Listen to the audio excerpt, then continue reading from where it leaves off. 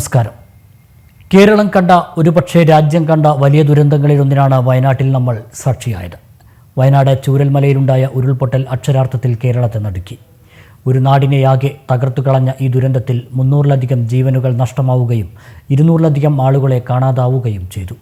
നൂറുകണക്കിന് ആളുകൾക്ക് പരിക്കേറ്റു. സർവ്വതും നഷ്ടമായി ആയിരക്കണക്കിന് ആളുകൾ ദുരിതാശ്വാസ ക്യാമ്പുകളിൽ കഴിയുന്നു.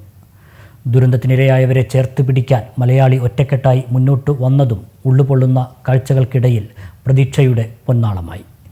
സർവ്വതും നഷ്ടപ്പെട്ട ആ ജനതയെ പുതുജീവിതത്തിലേക്ക് തിരികെ കൊണ്ടുവരേണ്ടതുണ്ട്.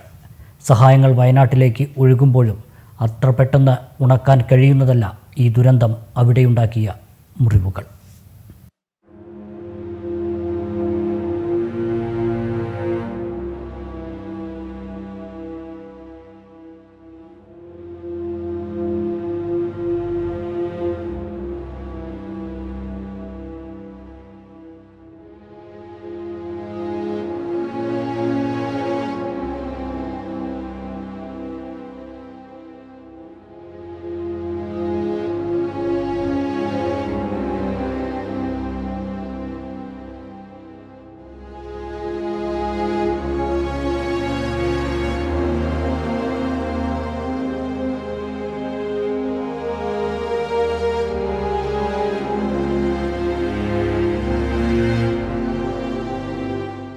കേരളം ഇന്നേവരെ കണ്ടിട്ടില്ലാത്ത ഒരു ദുരന്തത്തിനാണ് വയനാട് സാക്ഷിയായത്. ചൂരൽമലയിൽ ഉണ്ടായ ഉരുൾപൊട്ടൽ അക്ഷരാർത്ഥത്തിൽ രാജ്യത്തെ നടുക്കി. ഉറക്കത്തിൽ ഉലച്ചെത്തിയ മലവെള്ളപ്പാച്ചിൽ തകർത്തുകളഞ്ഞത് ആയിരക്കണക്കിന് ആളുകളുടെ പ്രതീക്ഷകളും സ്വപ്നങ്ങളുമാണ്. വിലപിക്കാൻ പോലുമാകാതെ വിറങ്ങലിച്ചുപോയ നിമിഷങ്ങൾ. ഉറ്റവരും ഉടയവരുമെല്ലാം നഷ്ടപ്പെട്ട് അലമുറയിട്ട് കരയുന്നവർക്കിടയിൽ ആശ്വസിപ്പിക്കാൻ പോലും കഴിയാതെ നിശ്വാസം വിട്ട രക്ഷാപ്രവർത്തകരും ബന്ധുജനങ്ങളും. ഒരു നിമിഷം കൊണ്ട് ഇല്ലാതായത് ഒരു നാടാകുകയാണ്. 300-ലധികം പേർക്ക് ഈ ദുരന്തത്തിൽ ജീവൻ നഷ്ടമായെന്നാണ് കണക്ക്. കൃത്യമായ കണക്കുകൾ ഇപ്പോഴും ലഭ്യമല്ല. 300-ലധികം പേരെ കാണാതായി. ഇവർ മണ്ണിനടിയിലോ ഒലിച്ചുപോയോ ഒന്നും വ്യക്തമല്ല. സൈന്യവും മറ്റ് സേനാവിഭാഗങ്ങളും നാട്ടുകാരും ചേർന്ന് നടത്തിയ കൈമൈ മറന്ന രക്ഷാപ്രവർത്തനവും നിരവധി പേർക്ക് ജീവൻ തിരിച്ചു നൽകി. കാണാതായവർക്കായി തിരച്ചിൽ തുടരുന്നുണ്ട്. ഒരു കുടുംബമൊന്നാകെ പോയവരും അച്ഛനെയും അമ്മയെയും നഷ്ടമായ മക്കളും, മക്കളെ നഷ്ടമായ മാതാപിതാക്കളും, സഹോദരങ്ങളെ നഷ്ടമായ ജ്യേഷ്ഠാനുജന്മാരുമെല്ലാം കരൾ പിളർക്കുന്ന കാഴ്ചയായി.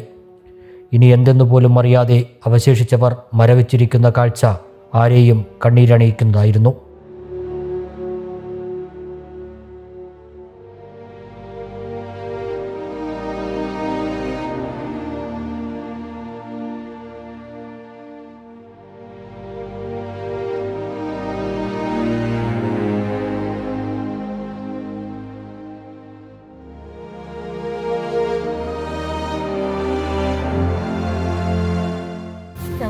രാത്രി ഈ ഒച്ച ഇങ്ങനെ മുളക്കുമ്പോഴുള്ള ഒച്ച കൊണ്ട് ഞങ്ങളെല്ലാവരും ഉണർന്നിരിക്കുകയായിരുന്നു, ഉറങ്ങിയിട്ടില്ല. കുറേ കഴിഞ്ഞപ്പോൾ വലിയൊരു അമുട്ട് പൊട്ടുമ്പോൾ ഒരൊച്ച കേട്ടപ്പോൾ ഞങ്ങൾ കുട്ടികളൊക്കെ എടുത്ത് ഓടി പുറത്തിറങ്ങി അടുത്ത വീട്ടിലേക്ക് മേലെ വീട്ടിലേക്ക് കയറിയപ്പോൾ താഴേന്ന് രക്ഷിക്കുക എന്നുള്ള കരച്ചിലാണ്. അത് കേട്ടപ്പോൾ ഏട്ടനും വെള്ളം കൂട്ടുകാരും കൂടെ 2-3 പേര് ഞങ്ങളുടെ അടുത്തുള്ള ചെക്കന്മാരും കൂടെ താഴേക്ക് ഇറങ്ങി ഓടിപ്പോയി. ഞങ്ങൾ പോട്ടാ പറയട്ടെ, എന്നാലും ഇവർ ഓടിപ്പോയി. കുറേ പേര് ചെളിയിൽ നിന്ന് ഇങ്ങനെ കൈ മാത്രം കാണിക്കുന്നു. അങ്ങനെ അവരൊക്കെ വലിച്ചോണ്ട് കുട്ടികളൊക്കെ ഇങ്ങനെ കോരി എടുത്ത് വീട്ടിൽ കൊണ്ടുവന്ന് ഞങ്ങളിങ്ങനെ കഴുകിച്ച് അവരെ മൂക്കിൽ കൂടി വായിക്കൂടെ ഒക്കെ ബ്ലഡ് വരുന്നുണ്ട്. അതൊക്കെ തുടച്ച് കുറേ ചിരട്ടയും ചകിരിയൊക്കെ കൂട്ടിയിട്ട് തീ കത്തിച്ച് അവരെ അതിൻ്റെ ചുറ്റും ഇരുത്തിയപ്പോൾ അവർ കണ്ണൊക്കെ ഒന്ന് തുറന്നു. അവർക്കൊന്ന് ചെറിയ ചൂട് കിട്ടിയപ്പോൾ അങ്ങനെ ഞങ്ങൾ അവരെ റെഡിയാക്കി ഒരു ചെറിയ കുട്ടീനെ കോരി എടുത്ത് ഇങ്ങനെ കൊണ്ടുവരുന്നുണ്ട്. അതിനെ കൊണ്ടുവന്ന് ഞങ്ങൾ ആ കുട്ടീനെ എൻ്റെ മേത്തുള്ള ഞാനിട്ട സെറ്റർ എടുത്ത് ആ കുട്ടീനെ പുതപ്പിച്ച് അതിൻ്റെ മുടി ഞങ്ങളിങ്ങനെ വെട്ടാൻ വേണ്ടി വിചാരിച്ചിരിക്കുക. മുടി മൊത്തം ചളിവിച്ച് കട്ട പിടിച്ചിരിക്കുക. അപ്പം ഉണ്ട് അടുത്ത കുട്ടി. അപ്പം ഞങ്ങൾക്ക് എനിക്ക് 2 ചെറിയ കുട്ടികളെ പേരെ കുട്ടികൾ അവരെ എടുക്കുമോ എൻ്റെ മക്കളെ എടുക്കുമോ ആ കുട്ടികളെ എടുക്കുമോ. ഞങ്ങൾ ഓടി കുറേ പേര് അപ്പം തന്നെ ഒഴുകിപ്പോയി. ഞങ്ങൾ കൊണ്ടുവന്നവർ തന്നെ കുറേ പേര് ഒഴുകിപ്പോയി. തിരിച്ച് കൊണ്ടുവന്നവർ വീടിൻ്റെ അരിയിൽ കൂടെ അങ്ങ് പോയി. പക്ഷെ ഞങ്ങൾ ഈ മലയിൽ കൂടെയൊക്കെ ഞങ്ങൾ കാട്ടുകൂടെയൊക്കെ രക്ഷിക്കുമെന്നും പറഞ്ഞ് ഇറങ്ങി അപ്പുറത്തെ സൈഡിൽ കൂടെ പോയി അപ്പുറം റോട്ടിലെത്തി. അപ്പം റോട്ടിൽ എങ്ങനെയൊക്കെയോ അതിൻ്റെ കൂടെ ഞങ്ങളുടെ ഒരു മോന് കാലൊടിഞ്ഞിട്ടൊരു മോനുണ്ടായി. അവൻ്റെ കാലൊടിഞ്ഞ് റെസ്റ്റിലായിരുന്നു. അവനെ ഞങ്ങൾക്കൊന്നും ചെയ്യാൻ അവനെ വലിച്ചുകൊണ്ട് ഞങ്ങൾ കൊണ്ടുവരുന്നു. അവനിപ്പോൾ അവൻ്റെ കാല് പിന്നെയും ഡേച്ചറായി, മുട്ടൊക്കെ അവൻ്റെ പിന്നെ ഇളകിപ്പോയി. അവനിപ്പോൾ ഹോസ്പിറ്റലിലാണ്. അവനെ ഞങ്ങൾക്ക് ശ്രദ്ധിക്കാൻ പറ്റുന്നില്ല. വലിയൊരു കിണർ, പൊട്ടക്കിണർ, അതിലൊക്കെ എന്താ സംഭവിച്ചതെന്ന് ഞങ്ങൾക്ക് പറയാൻ പറ്റില്ല. കൂടെ പോയി വീടിന്റെ വീടിന്റെ അരിയിൽ കൂടെ. അപ്പൊ ഞങ്ങളുടെ തൊട്ട് താഴെ നമ്മുടെ വീട്ടിൽ പോലെ വീട്ടിൽ കളിച്ചു കൊണ്ടിരുന്ന മക്കളുടെ ഒരു മോള്, അച്ഛനും അമ്മയും ചളിയില്ല, പേട്ടൻ അവരെ വലിച്ച് രക്ഷിച്ച് കൊണ്ടുവരുമ്പോഴത്തേനും മോള് പോയി. മോളെ കിട്ടിയിട്ടില്ല ഇതുവരെ. ചേട്ടനും ഞങ്ങളുടെ മണി ഞാൻ 6-7 ആൾക്കാരെ വലിച്ചെടുത്തിട്ടുണ്ട്. ഒരു കുട്ടീനെ അടുത്ത് ആണല്ലേ. ചേട്ടന്റെ പേരെന്താ? കുട്ടീനെ അടുത്ത് ഓടി. അങ്ങനെ ഞാൻ പിന്നെ രണ്ടാമത് വന്നിട്ട് 2 ആള് കുടിയും കിടക്കുന്നുണ്ടായിരുന്നു. അങ്ങനെ ഒരു പെണ്ണും അവൻ്റെ വീടിൻ്റെ തൊട്ട് താഴെ ഒരു പെണ്ണും വേറെ പയ്യന് ജീപ്പിൻ്റെ അടിയിലായിരുന്നു. ജീപ്പിൻ്റെ അടിയിൽ കാല് കുടുങ്ങിയിട്ട് അപ്പോൾ ഞാൻ വീട്ടിൽ പോയിട്ട് ഓടിപ്പോയിട്ട് 2 ചൂടുള്ളത് കൊടുത്തു. എന്നിട്ട് ആദ്യം പെണ്ണിനെ കൊണ്ട് വീട്ടിൽ കൊണ്ടിരുത്തിയിട്ട് അവളെ ഏൽപ്പിച്ചിട്ട് തിരിച്ചു വന്നിട്ട് ഈ പയ്യനെ എന്താക്കി രക്ഷപ്പെടുത്താൻ നോക്കുമ്പോൾ അടുത്ത പൊട്ടി വരുന്നു. അവനിട്ടിട്ട് ഞാൻ ഓടി. ജീപ്പിൻ്റെ ഇടയിൽ കാല് കുടുങ്ങി ഇങ്ങനെ കിടക്കായിരുന്നു. ഇല്ല, അവനെ രക്ഷപ്പെടുത്താൻ പറ്റിയില്ല എനിക്ക്. വെള്ളം കുടിക്കാൻ കൊടുത്തു, വെള്ളം കൊടുത്തു. അല്ലാണ്ട് എനിക്ക് രക്ഷപ്പെടുത്താൻ പറ്റില്ല. എനിക്ക് ആ മനസ്സിൽ നിന്ന് അത് പോകുന്നില്ല. എന്നെ രക്ഷപ്പെടുത്തുന്നത് എന്നുള്ള ഇങ്ങനെ ചോദിക്കുമ്പോഴേ അടുത്ത പൊട്ട് വന്നു. 2ാമത്തെ പൊട്ട് വന്നപ്പോൾ ഞാൻ ഏതിലെ കൂടെയൊക്കെ ഓടുന്നു. എനിക്ക് തന്നെ ഒരു പഠിത്തമില്ല. ഏകദേശം എത്ര മണിയായിട്ടുണ്ടാവും നിങ്ങളൊക്കെ അറിയുമ്പോൾ? 2 മണിക്കാണ്. 1 മണിക്കാണ് ഫസ്റ്റ് പൊട്ട്. 1 മണിക്കാണ്. 2ാമത്തെ പൊട്ട് ഇട്ടിട്ട് 1:30 തന്നെ സൗണ്ട് കേട്ടിട്ടുണ്ട്.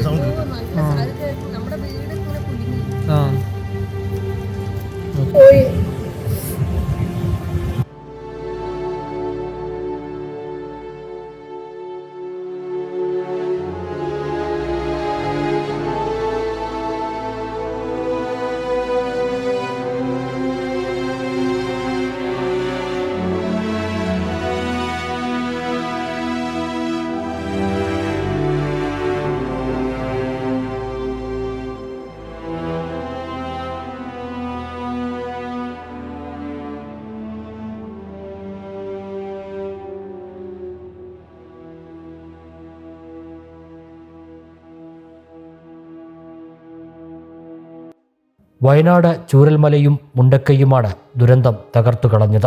ജൂലൈ 30 അർദ്ധരാത്രി ഗ്രാമം ഉറങ്ങിക്കിടക്കുമ്പോഴായിരുന്നു ഒന്ന് നെടുവീർപ്പിടാൻ പോലും ആകാതെ നൂറുകണക്കിന് ആളുകളുടെ ജീവൻ പ്രകൃതി കവർന്നത്.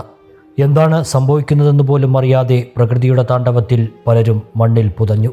കൂരിരുട്ടിൽ ഒന്നുമറിയാതെ ഓടി രക്ഷപ്പെടാൻ കഴിഞ്ഞവർക്കും ഒപ്പമുണ്ടായിരുന്നവരുടെ നിലവിളികൾ കണ്ടു നിൽക്കാനേ ആ സമയം കഴിയുമായിരുന്നുള്ളൂ. അതിസാഹസികമായി രക്ഷപ്പെട്ട പലർക്കും ഇങ്ങനെ ഉറ്റവരും ഉടയവരും നഷ്ടമായി. 38 കിലോമീറ്റർ ഇപ്പുറേ ചാലിയാർ പുഴയിൽ വരെ മൃതദേഹങ്ങൾ ഒഴുകിയെത്തിയത് ആ പ്രഭാതം കേരളം മുമ്പെങ്ങും കണ്ടിട്ടില്ലാത്ത ഒരു ദുരന്തത്തിലേക്ക് നാട് നീങ്ങുന്നു എന്ന സൂചനകൾ നൽകി. ഇതോടെ സർക്കാരും സംവിധാനങ്ങളും സന്നദ്ധ പ്രവർത്തകരും സൈന്യവും രക്ഷാകരങ്ങളുമായി വയനാട്ടിലേക്ക്. പിന്നീട് അങ്ങോട്ട് കണ്ടത് കേരളം പ്രളയകാലത്ത് പോലും കണ്ടിട്ടില്ലാത്ത രക്ഷാദൗത്യം. പറ്റുന്നവരെയെല്ലാം ജീവനോടെ രക്ഷിച്ചു. അപ്പോഴും ആരൊക്കെ പോയി, എത്ര ആളുകളെ കിട്ടാനുണ്ട് എന്നറിയാൻ തുടക്കത്തിൽ ഒരു മാർഗവുമുണ്ടായില്ല. കാരണം ആ നാടാകെ നാമാവശേഷമായിരുന്നു.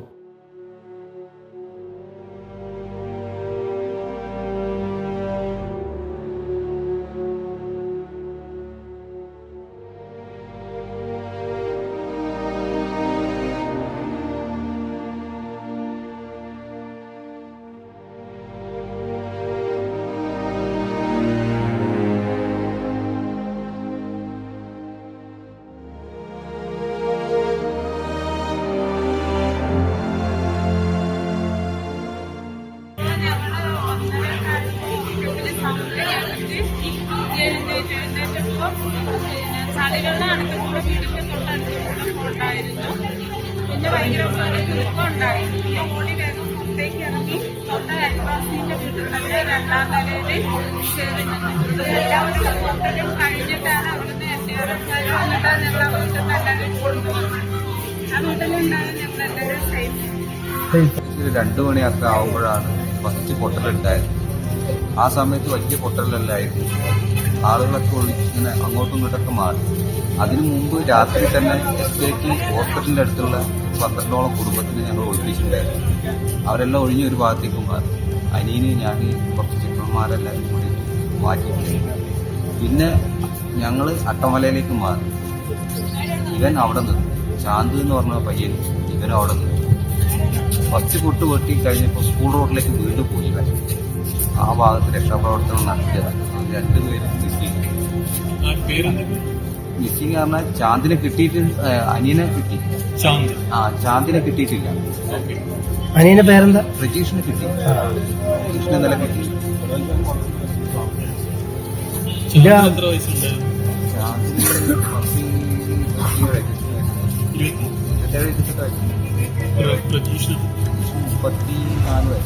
അപ്പൊ അവര് പെട്ടെന്ന് അവൻ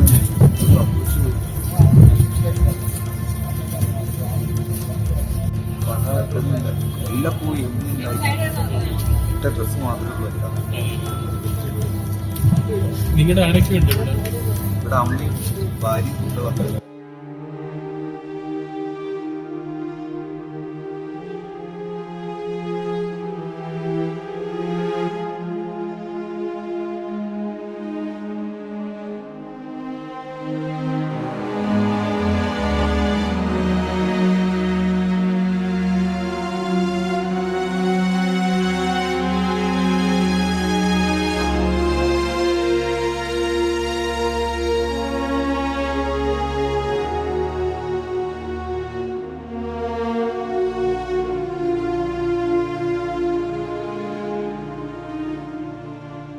കേരളത്തിൽ ഇതുവരെ ഉണ്ടായതിൽ ഏറ്റവും കൂടുതൽ പേർ മരണപ്പെട്ട ദുരന്തമായി വയനാട് ദുരന്തം മാറുന്നതും പിന്നീട് കണ്ടു. മൃതദേഹങ്ങളും ലഭിച്ച ശരീരഭാഗങ്ങളും പരിശോധിച്ച് തങ്ങളുടെ ബന്ധുക്കളും സുഹൃത്തുക്കളും അതിൽ ഉണ്ടോ എന്ന് തിരയുന്ന കാഴ്ച ഉള്ളുലയ്ക്കുന്നതായി. ഈ മഹാദുരന്തത്തിൽപ്പെട്ടവരെയും ഒറ്റക്കെട്ടായി നമ്മൾ ചേർത്ത് നിർത്തിയെന്നതും കേരളത്തെ സംബന്ധിച്ച് അഭിമാനിക്കാവുന്ന ഒന്നായി. വയനാട്ടിലേക്ക് രക്ഷാകരങ്ങളും സഹായങ്ങളും ഒഴുകി. ദുരിതാശ്വാസ ക്യാമ്പുകളിലേക്ക് ആവശ്യമായതിലും അധികം സാധനങ്ങളെത്തി. എന്തിനും തയ്യാറായി ആളുകൾ വയനാട്ടിലേക്ക് പോകാൻ റെഡിയായി. സൈന്യവും സർവസജ്ജരായി ദുരന്തമേഖലയിൽ രക്ഷാദൗത്യം ഏറ്റെടുത്തു. വീടുകൾ നഷ്ടമായവർക്ക് വീടുകളും മറ്റ് സഹായങ്ങളും പ്രഖ്യാപിക്കപ്പെട്ടു.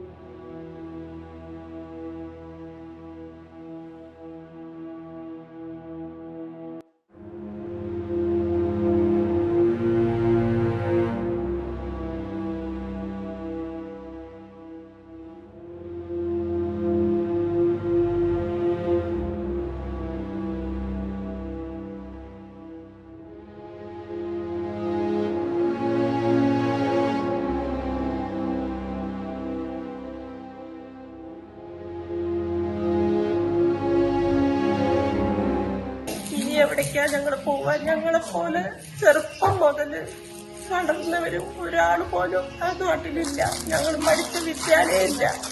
ഞങ്ങൾക്ക് ഒരു മണിയൊക്കെ ആയപ്പോൾ കറക്റ്റ് വീടൊക്കെ കടന്ന് ഇങ്ങനെ ഇറക്കിയായിരുന്നു.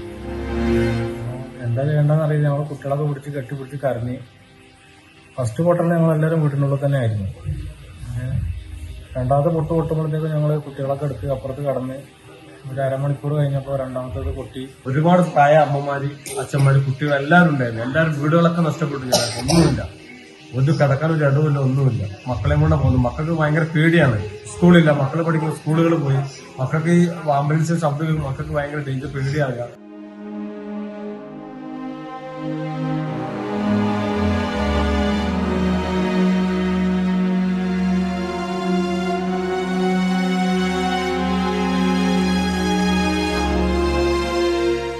വെട്ടിമലയും കവളപ്പാറയുമെല്ലാം ഇതിനു മുമ്പ് കേരളത്തെ കരയിപ്പിച്ചിട്ടുണ്ടെങ്കിലും വയനാടുണ്ടാക്കിയ മുറിവ് അത്ര പെട്ടെന്ന് ഉണക്കാൻ കഴിയുന്നതല്ല.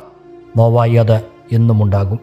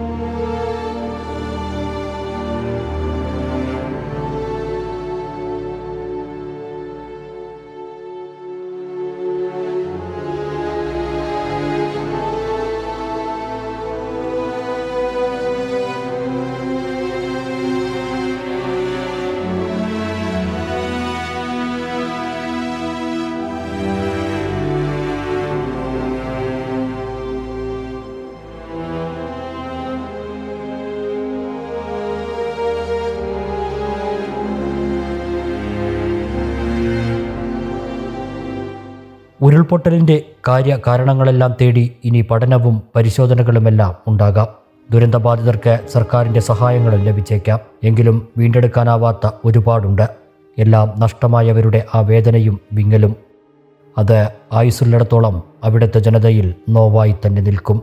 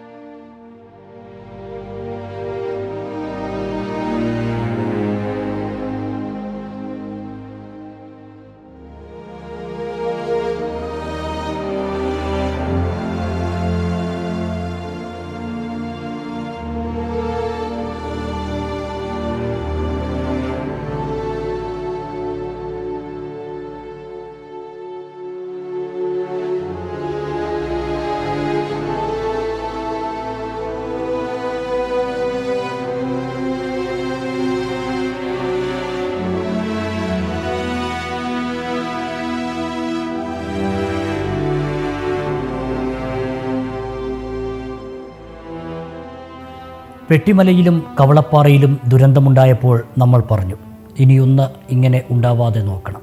എന്നാൽ പ്രകൃതിയുടെ പ്രഹരത്തിന് മുന്നിൽ ഒരിക്കൽ കൂടി നമ്മൾ നിസ്സഹായരായി. ഈ ദുരന്തങ്ങൾ നമ്മെ ഒരുപാട് ചിന്തിപ്പിക്കുന്നുണ്ട്. ഇനിയെങ്കിലും ഇങ്ങനെയൊന്ന് ഉണ്ടാകാതെ നോക്കാൻ പറ്റുമോ? ഉറപ്പിച്ചു പറയാനാവാത്തതാണ് അതിനുള്ള ഉത്തരം.